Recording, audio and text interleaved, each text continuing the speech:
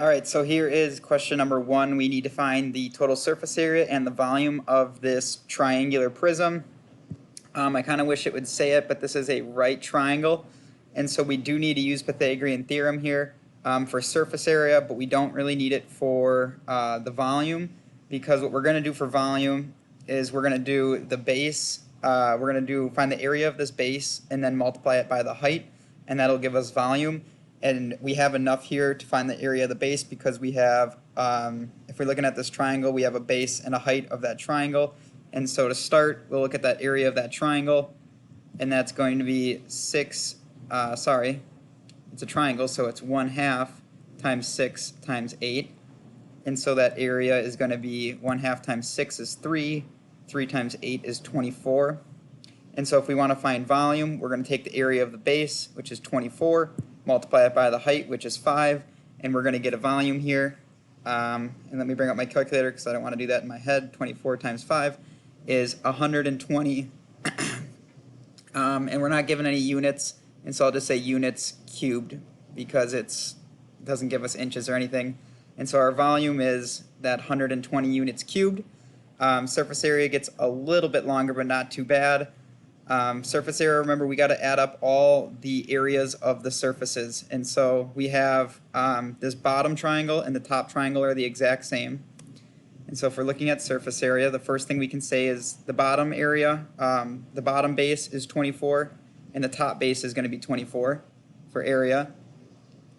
This rectangle right here is a rectangle with length 8 and a height of 5, or length 8 width 5, and so we do 5 times 8, and 5 times 8 gives me 40, and so we got to add that area onto here with 40. This rectangle over here is a length of 6 and a width of 5, so we got to do 6 times 5, and that gives me 30, and so we got to add 30 onto our surface area. And then lastly, the only one that I'm missing is this area here on the back, that area back here. We don't know the length, but we do know the width. The width is going to be 5, so it's going to be 5 times something that goes in here. And to find out that something, that's when we need to use Pythagorean theorem. And so what we do is Pythagorean theorem, 6 squared plus 8 squared equals c squared, because this part right here, that longer part, is the hypotenuse, and that's why I have c squared. I don't know the hypotenuse. And so if I work this out, I get 36, or 6 squared is 36, 8 squared is 64, c squared is c squared, 36 plus 64 is 100, so 100 equals c squared. Square root both sides, and we'll get that c equals 10. And so when I go back and try to figure out what I needed to multiply by, I have my width of 5.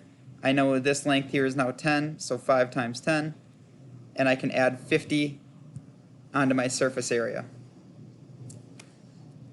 If I add up all my areas, I get 24 plus 24 plus 30, 24 plus 24 plus 40 plus 30 plus 50, and I get a surface area equal to 168 units squared.